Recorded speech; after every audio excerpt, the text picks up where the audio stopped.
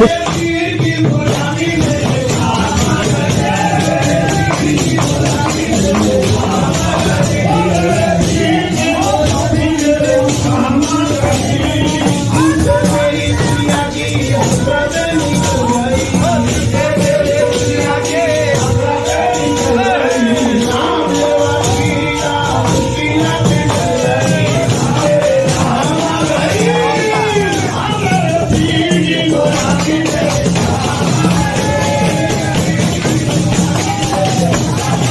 للو پچو پیر صاحب آئے اور وہ مریدوں سے کہتے ہیں ہم اس وقت تک تمہیں بیعت میں نہیں شامل کریں گے جب تک اللہ تمہیں دکھا نہیں دیں گے.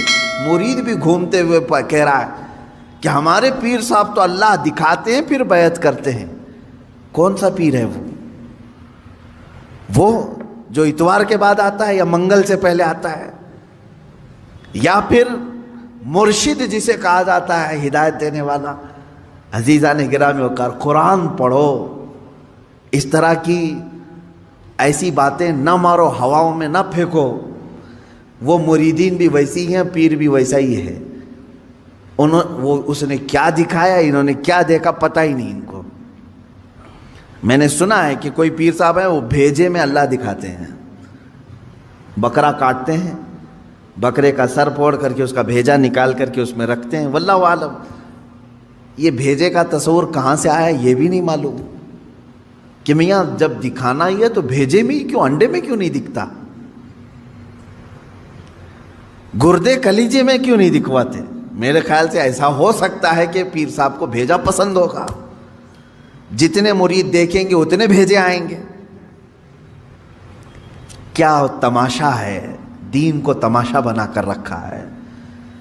اے غیور مسلمانوں, اپنی عقل کا استعمال کرو. یا قرآن تو یہ کہہ رہا ہے کہ موسیٰ علیہ السلام سے ان کی قوم نے کہا تھا, ایک جگہ نہیں, یہ آیت 2 جگہ آئی ہے, 2 جگہ پڑھ کر کے دیکھ لو. ان کی قوم نے کہا تھا ہم جب تک اللہ کو نہیں دیکھ لیں گے جب تک آپ پر ایمان نہیں لے آئیں گے. موسیٰ علیہ السلام نبی ہو کر کے اپنی قوم کو نہیں دکھائے. نہیں, اللہ دیکھنے والی چیز ہے ہی نہیں. قرآن کہتا ہے لا تدرکہ الابصار وہو یدرک الابصار, کوئی آنکھ نہیں ہے جو اس کو گھیر میں لے لے. اگر کسی آنکھ میں آ گیا تو وہ خدا نہیں, خدا وہ ہے جو کسی کے آنکھ میں سما نہیں سکتا. ہاں, وہ اللہ رب العزت ہے جو ساری نگاہوں پر حاوی ہے, پوری دنیا کو وہ دیکھ رہا ہے, لیکن اسے دیکھنے والی آنکھ نہیں. رسول کریم صلی اللہ تعالی علیہ وسلم اس سے مستثنا ہیں. صرف اللہ رب العزت نے میرے نبی صلی اللہ تعالی علیہ وسلم کو اپنا دیدار کرایا, یہ ایکسیپشن ہے, یہ ایکسیپشن ہے. وہ زندگی میں ایک مرتبہ حضور اکرم صلی اللہ علیہ وسلم کے ساتھ ہوا بیداری کے عالم میں. لیکن یہاں پر بھی ہم یہی کہیں گے میرے عزیزو, جس وقت اللہ تعالیٰ کو اپنا دیدار کرانا تھا اپنے نبی کو, اس رات خصوصی طاقت ان کی آنکھوں میں ڈالی تب دیدار کرایا ہے. خصوصی طاقت و قوت دی تب دیدار کرایا. ورنہ تو بہت سارے صحابہ بھی اختلاف کرتے ہیں اس بات پر. صحابہ کی 2 جماعتیں, بعض صحابہ کا تو یہ کہنا ہے کہ نہیں, رسول کریم صلی اللہ تعالیٰ علیہ وسلم نے اپنی آنکھوں سے نہیں دیکھا, دل کی آنکھوں سے دیکھا, یہ ماتھے کی آنکھوں سے نہیں دیکھا, اس لیے کہ قرآن کہتا ہے کوئی آنکھوں سے دیکھ ہی نہیں سکتی. اس میں حضرت عائشہ صدیقہ بھی ہیں, حضرت عائشہ صدیقہ بھی فرماتی ہیں. لیکن حضرت انس رضی اللہ تعالیٰ عنہ جو صحابی رسول ہیں, انہی کے مسلک پر ہم بھی ہیں. سب صحابہ اپنی جگہ پر حق پر ہیں, ہم ان کے مخالفین میں سے نہیں ہیں, لیکن انہوں نے اپنا اجتہاد کیا. حضرت عائشہ صدیقہ نے کہا کہ نہیں, قرآن کے حساب سے تو ممکن نہیں لگتا کہ کوئی دیکھ سکے, حتیٰ کہ حضور صلی اللہ علیہ وسلم بھی. لیکن حضرت انس نے فرمایا کہ میں نے خود رسول پاک صلی اللہ علیہ وسلم سے سنا ہے, اللہ کے نبی صلی اللہ علیہ وسلم نے فرمایا میں نے اپنی ان آنکھوں سے اللہ کا دیدار کیا ہے. تو ایک صحابی کی روایت یہ بھی ہے. تو یہاں سنی ہوئی بات ہے حضور سے, اس لیے ہم اس کو زیادہ قبول کرتے ہیں. اور وہاں حضرت عائشہ کا اپنا اجتہاد ہے, حضور سے نہیں سنا انہوں نے. قرآن کو پڑھ کر کے وہ کہتی ہیں قرآن کے حساب سے تو نہیں لگتا کہ آنکھوں سے دیکھا جا سکتا ہے. حضور جو معراج میں گئے تھے اس وقت تو حضرت عائشہ کی شادی بھی نہیں ہوئی تھی. حضور صلی اللہ تعالیٰ علیہ وسلم جب معراج میں گئے تھے, حضرت عائشہ رضی اللہ تعالیٰ عنہ اس وقت تھی ہی نہیں. تو یہ تو روایات جو اس وقت موجود تھے ان کی لی جائے گی. بہرحال میں یہاں بات یہ کر رہا تھا کہ قرآن میں اللہ تعالیٰ نے فرمایا کہ موسیٰ علیہ السلام سے تو اس سے بڑا سوال کر چکے.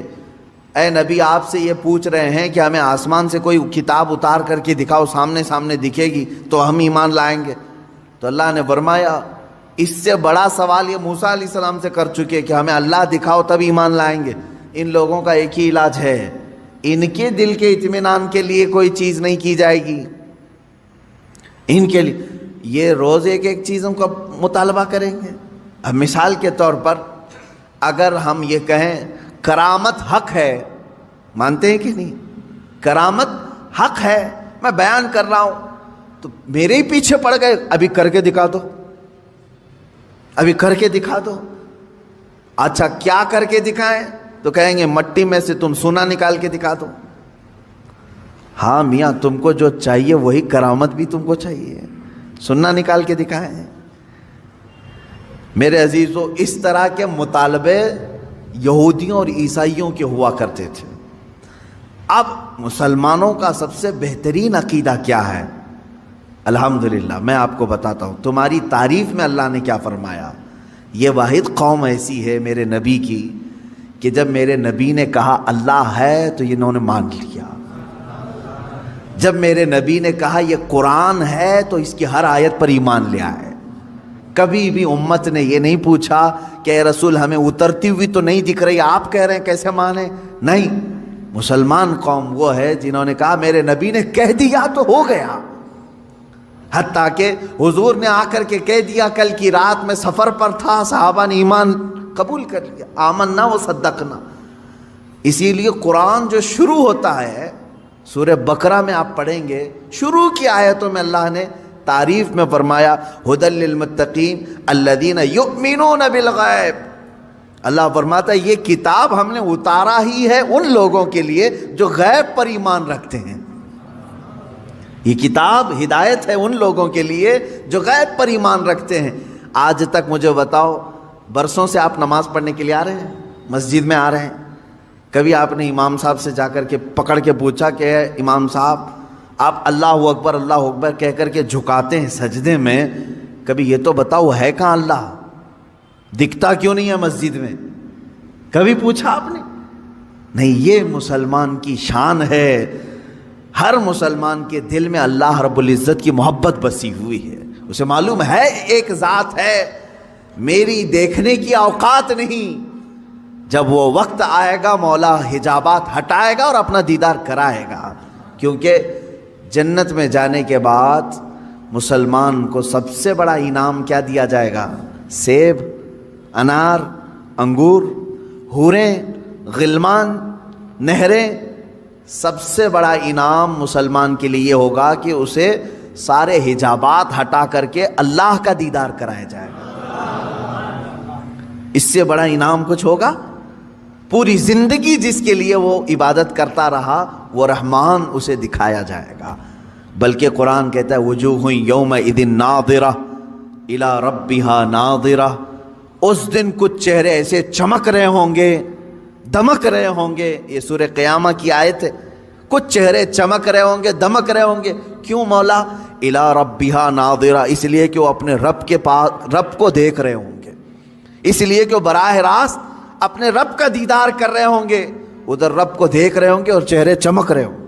وہ وقت آئے گا جب تمہیں دیدار کرایا جائے گا. لیکن دنیا میں اس طرح کا مطالبہ کرنا بیجا ہے, نہیں کرنا چاہیے. اللہ رب العزت نے جس چیز کو منع کر دیا اس چیز کا سوال نہیں ہوگا.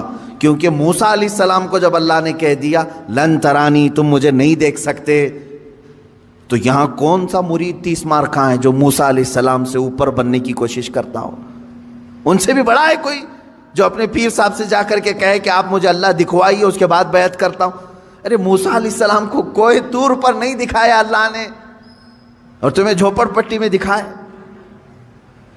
یہ گمراہیاں جو ہمارے ہاں گھر کر رہی ہیں اس کا علاج کرنے کی ضرورت ہے. میں اتنا سخت ان لوگوں کے خلاف اس لیے بولتا ہوں میرے عزیزوں, مجھے جہاں تک میرا دل کہتا ہے اس طرح کے جو تصوف کے بہانے سے ہماری جماعتوں میں آئے ہیں ان کا دور دور سے اسلام سے کوئی تعلق نہیں، یہ شیطان ہے جو انسان کے لباس میں ہمارے درمیان آتے ہیں، اس کو پہچانو۔ شیطان پیر کی شکل میں بہت زیادہ آتا ہے، اکثر آتا ہے، کیونکہ گمراہی یہاں سے زیادہ ہو سکتی ہے۔ اسی لیے اعلیٰ حضرت رضی اللہ تعالیٰ عنہ نے شرطیں لکھ کر کے رکھی ہیں کہ کس سے بیعت کرو گے، کس سے نہیں کرو، کیونکہ سب سے زیادہ یہاں گرنے کے چانسز یہاں ہیں، یہاں اندھا دھند یقین کیا جاتا ہے، پیر کی بات پر ایسے آنکھ بند کر کے یقین کرنے کا رواج ہے ہمارے درمیان۔ اس لیے شیطان اس چور راستے سے اندر آتا ہے کہ سارے مریدین آمنا صدقنا کہیں گے۔ میرے عزیزو، یہ بات میں اپنے لیے بھی کہتا ہوں، آج اگر مجھ سے بھی کوئی بیعت ہے، میرے ہر اس مرید سے بھی میں یہ کہوں گا اس وقت تک تمہاری بیعت قائم ہے جب تک میں شریعت پر قائم ہوں، جب تک میں شریعت پر قائم ہوں اس وقت تک تمہاری بیعت قائم ہے۔ اگر مجھے شریعت سے ذرا برابر ہٹا دیکھا، میری بیعت توڑ دو، بلکہ خود ٹوٹ جائے گی، خود ٹوٹ جائے گی۔ میں پیر ہی نہیں ہوں، میں پیر ہوں، پیر نہیں کہلاؤں گا، پیر۔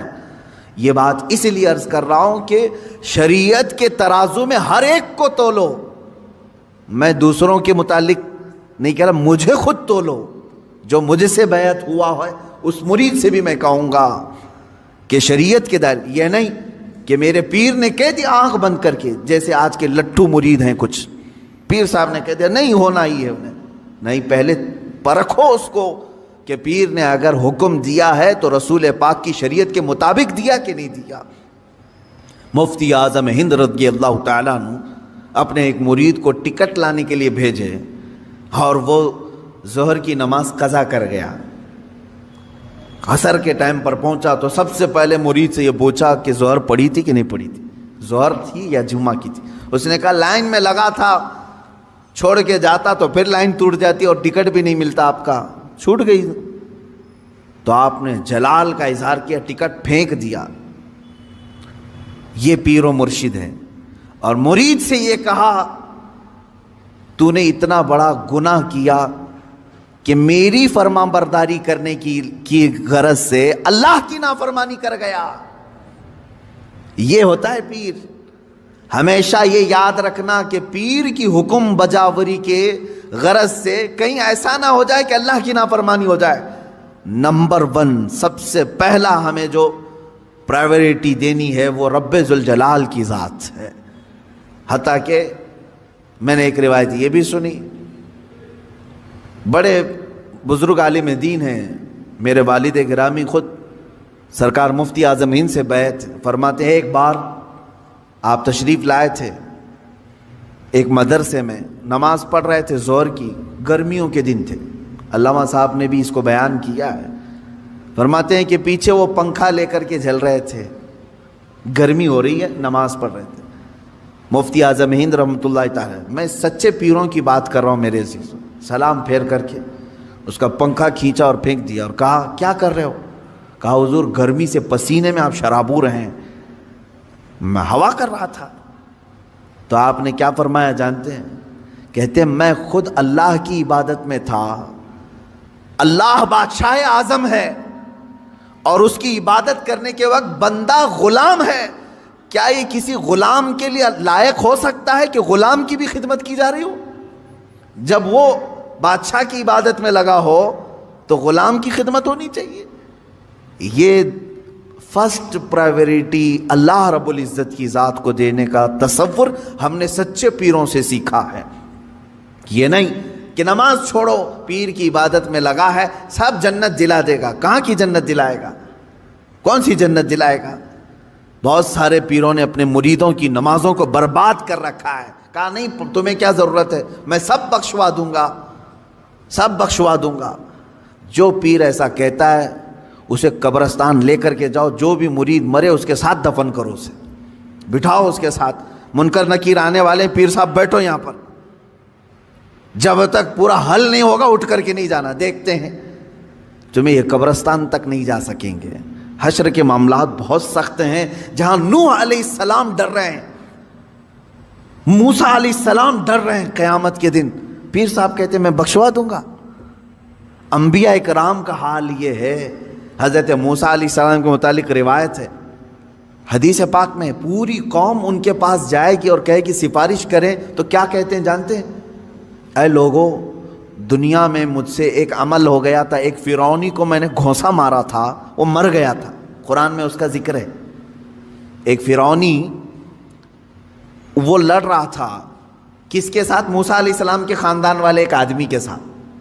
تو ان کے خاندان والے آدمی نے مدد کے لیے پکارا, آپ گئے, اس کو گھونسا مار دیا, وہ مر گیا. دوسرے دن پتا چلا کہ ان کے خاندان والا جو آدمی تھا وہ خود غلطی پر تھا, وہ آدمی نہیں. جس کو موسیٰ علیہ السلام نے مارا وہ غلطی پہ نہیں تھا, یہی غلطی پر تھا, اسی نے مدد کے لیے بلایا, اسی نے مروا دیا. موسیٰ علیہ السلام کو اس عمل پر بڑی پشیمانی ہوئی اور قرآن پاک میں اس کا ذکر ہے. موسیٰ علیہ السلام نے رو رو کر کے توبہ کیا, استغفار کیا کہ میرے ہاتھ سے ایک آدمی مر گیا. اب حدیث میں سنتے ہیں آپ, قیامت کے دن جب پوری مخلوق موسیٰ علیہ السلام کے پاس شفاعت کے لیے جائے گی تو وہ کہتے ہیں زندگی میں میرے سے ایک عمل ایسا ہو گیا تھا, میرے گھونسے سے ایک ناحق آدمی مر گیا تھا, آج مجھے ڈر ہے کہ اللہ کہیں مجھے وہ سوال نہ کر لے. کون کہہ رہا ہے؟ موسیٰ علیہ السلام. تم مجھے سفارش کی بات کر رہے ہو, مجھے خود میرے متعلق ڈر لگ رہا ہے کہ میرا وہ عمل مجھ سے پوچھ نہ لیا جائے, میں کہاں سب کی سفارش کروں گا. اور یہاں صبح سے شام تک عورتوں کی بھیڑ میں بیٹھا ہوا پیر, وہ کہتا ہے میں سب کی بخشش کروا دوں گا. عورتوں, ہاں مرید کرنا جائز ہے عورتوں کے لیے, لیکن مصافحہ, بدن دبانا, مالش کروانا, یہ چیز ہرگز شریعت کی اجازت نہیں دی جاتی. ایسے سارے لوگوں کی میں تردید کرتا رہوں گا, اس لیے کہ اپنی قوم پہچانے.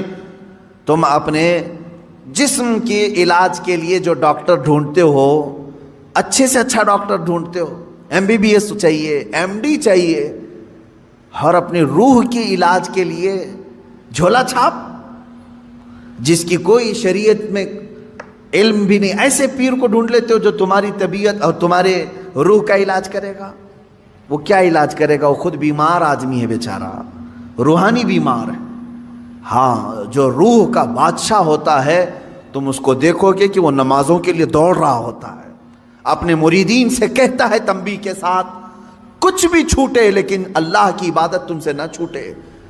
وہ پیر صحیح ہے جو تمہیں رب تعالیٰ تک جوڑ دے, یہ نہیں کہ تمہیں اپنی دکان تک جوڑ دے. یہاں پر سب آتا رہے, سب تم چلتے رہو, سب ٹینشن فری ہو کر کے جیو. کچھ مرید ایسے بھی ہیں, وہ سوچتے ہیں پیر صاحب کے پاس ہم نذرانہ ہدیہ بھیجتے رہیں گے تو ہمارے لیے دعائیں بھی کرتے رہیں گے, ان کا سایہ بنا رہے گا اور ہمارا سب چلتا رہے گا, کچھ بھی بلا نہیں آئے گی, مصیبت نہیں آئے گی.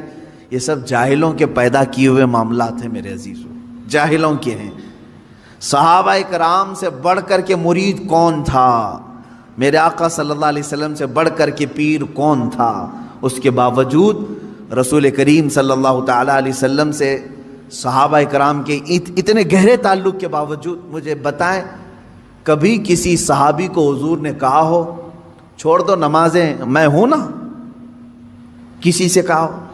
عام صحابہ کی تو بات تو چھوڑیں, حضور نے خود سیدہ کائنات فاطمہ الزہرا رضی اللہ تعالیٰ عنہ سے کہتے ہیں, اے فاطمہ, کیا کہتے ہیں, اعملی لا اغنی عنکی شیئا, تو اپنے عمل میں پوری ہو, سارے عمل پوری کرتے رہنا, یہ مت سوچ کر کے بیٹھنا کہ میں تیرے لیے سب کچھ کر دوں گا, میں تیرے لیے سب کچھ کر دوں گا, یہ سوچ کر کے عمل سے دور نہیں ہونا. حضرت فاطمہ کو جب حضور یہ کہہ رہے ہیں تو کون سا پیر ہے جو اپنے مریدوں کو نماز کی چھٹی دے رہا ہے؟ آؤ سب قوالی میں بیٹھو, نماز معاف ہو جائے گی. ہے آؤ یہاں گانے باجے بھنگڑے لگتے رہیں, تمہاری نمازیں جاتی رہیں. معاذ اللہ رب العالمین. ان شیاطین الانس کو سمجھیں جو انسانوں کے شیطان ہیں, انسانوں میں سے آئے ہوئے شیطان ہیں جو در حقیقت اس راستے سے اللہ سے بندوں کو دور کر رہے ہیں.